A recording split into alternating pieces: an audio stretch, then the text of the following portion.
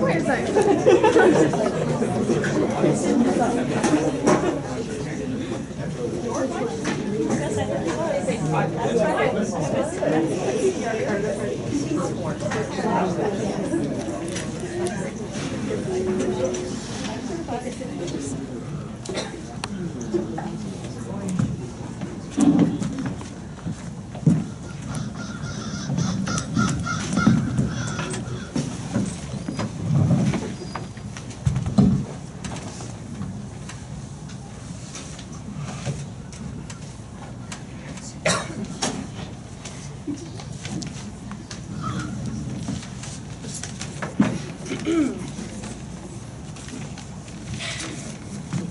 Did it happen?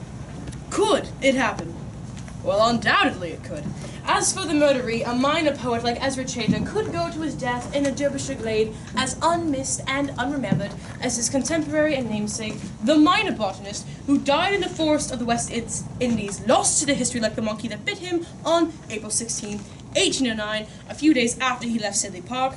Byron wrote to his solicitor John Hanson, "If the consequences of my leaving England were 10 times as ruinous as you describe, I have no alternative. There are circumstances which render it absolutely indispensable, and quit the country I must immediately." Oh, Bernard, how?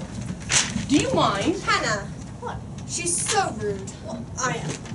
Bernard's reading his lecture. Yes, I know. Oh, yes, that was rude of me. I'm sorry, Bernard. What is this? India Office Library. I got a copy sent. Hannah, shut up. No, darling, really, it's quite all right. I can always just read it to myself. No, I'm sorry. Go on. Yeah, sorry, Bernard. The Barons of Newstead in 1809 comprised an eccentric widow and her undistinguished son, the lame brat, overruled, and who 4 months past his 21st birthday was master of nothing but his debts and his genius. Between the Byrons and the Coverleys, there was no social equality and none to be expected. The connection was with Septimus Hodge, Byron's friend at Harrow and Trinity College, sustained Byron's contemporary at Harrow and Trinity College, and now tutor in residence to the croon daughter, Thomasina Coverley. Byron's letters tell us that on the 10th he was at Sidley Park, as attested by the game book preserved there. April 10th, 1809, forenoon, high cloud, dry, and sun between the times. Wind, southeasterly. Self, Augustus, Lord Byron, 14 pigeon, 1 hare, Lord B. But as we know, the drama of life and death at Sidley Park was not about pigeons, but about lust and literature. Unless you were the pigeon.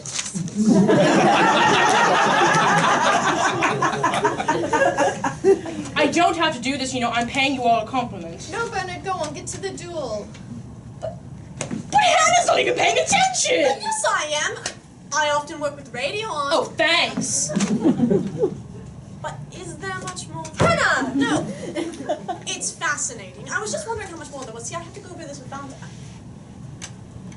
I'm sorry. It is the third document, the challenge itself, that convinces Chater, as a man and a poet, points the finger at the slanderer in the press. It is surely indisputable that the slanderer was the review of the Maid of Turkey in the Piccadilly recreation. Did Septimus Hodge have any connection with the London periodicals? No. Did Byron? Yes. He had reviewed Wordsworth 2 years earlier. He was sent to review Spenser's 2 years later. And do we have any clue as to Byron's opinion of Chater the poet? Yes. Who but Byron himself could have written the 4 lines penciled into Lady Crumb's copy of English bards and Scotch reviewers? Almost anybody. Darling! Don't call me darling! Sorry, dickhead then. Is it likely that the man who calls himself Chater also calls his friend Septimus Hodge, the same man who dallied his wife and kicked the crap out of his last book? Put it like that, almost said. Hannah, you have been deeply wounded in the past, haven't you? Not compared to listening to this. Why doesn't Byron mention anything in the Piccadilly Review? Because he killed Chater! Oh. I don't know why I'm even bothering. I just can't help myself. You're like a small child on a tricycle pedaling off a cliff. But listen to me. If Byron fought Chater in that duel, I'm Maria of Romania. Actually, Bernard, as a scientist, your theory is incomplete. But obviously I'm not a scientist. So, as a scientist. I've yet to hear a valid argument. Okay. No one would kill a man then pan his book. At least not in that order. So you're saying that Byron borrowed the book, wrote a review, seduced Chater, then departed in less than 3 days. Who would do that? Byron? It's hopeless. Oh, you don't really seem to understand Byron, as you've expressed in your novelette. Wait, what?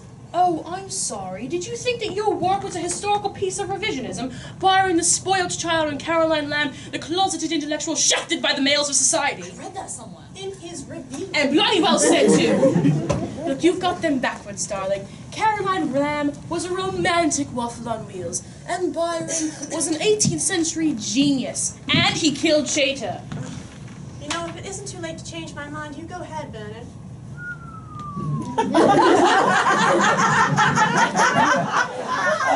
You know, I intend to. Look to the mote in your eye. And you know what, darling? You even got the wrong bloke on the dust jacket. Dust jacket? What about my computer model? Aren't you going to mention that? It's inconclusive. What do you mean the wrong bloke? The Piccadilly reviews weren't a very good fit with Byron's other reviews, you see. And the other reviewers weren't a very good fit for each other. No, but differently. The parameters. Parameters? Valentine, you can't just stick Byron's head in your laptop. Genius isn't like your average grouse. Well, it's all trivial anyway. What is? Who wrote what when? I'm sorry, did you just say trivial? Personalities. Trivial? The questions you're asking don't matter, you see. It's like arguing who got there first with the calculus. The English say Newton, the Germans say Leibniz.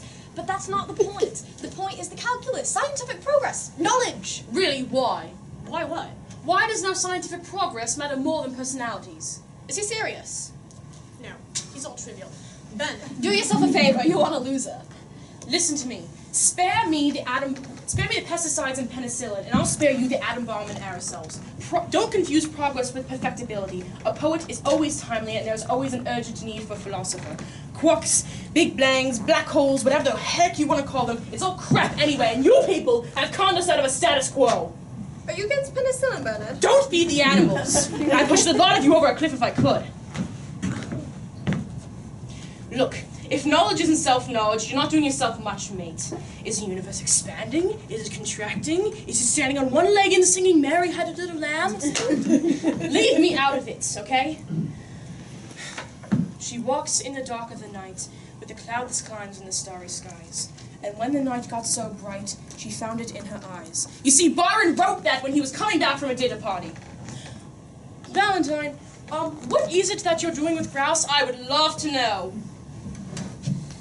He's not against penicillin, and he knows I'm not against poetry. I've given up on the stupid grouse. You haven't, Valentine. I can't do it! Why? There's too much noise. There's just too much bloody noise! You suck, Bernard! Well, I think that's everybody. What, you want to keep lightning on your way out? Look, I'm sorry. It's not fun when it's not amongst pros, is it? No. Don't you want to know about the dust jacket, though? Well, what about it? It was the wrong man. What? No, it wasn't. Everybody knows it's them. Pal. How? It just is. I mean, analyze my big toe. Language. He's wrong. You know, you should really let yourself date around a bit, Hannah. I'm sure you'd get much more work done. Lust and literature, and lust your conversation doesn't have many places to go. For men overall. You know, Chloe invited me to the dance. Oh, Bernard, you haven't seduced that girl. Seduced her? God, every time I turned around, she was up a ladder pole, you know? Kind of reminds me of you. The world's going to hell in a handcart. Go away. Station taxi's at the front. Right. Look, I'm sorry, Valentine. Piss off, Bernard. I don't let him get to you. I don't care to be rubbished by the dustbin man. The what of the lunatic? Oh, there's something on that. Right here. The Testament of the Lunatic serves as caution against French fashion. He died aged 2 school years and 7. And that's it. Yes. Afraid so. Well, it's like they always say, you know we're all doomed. It's the second law of thermodynamics. Is it? Yes. It does. Do people know about it? Poetics and lunatics from time immemorial did. Seriously? No. Oh. Well. And you know it's nothing to do with Thomasina's discovery, don't you? Well, no. Well, is it? I don't... Her lesson book's just a coincidence. Oh, but the tutor, I mean, Thomasina could have... Did Bernard bite you in the leg? Well, no, I mean, if I can find it, I just need to prove it somehow. You can't know that. I can. Like, I just have to find it. That's all I have to do.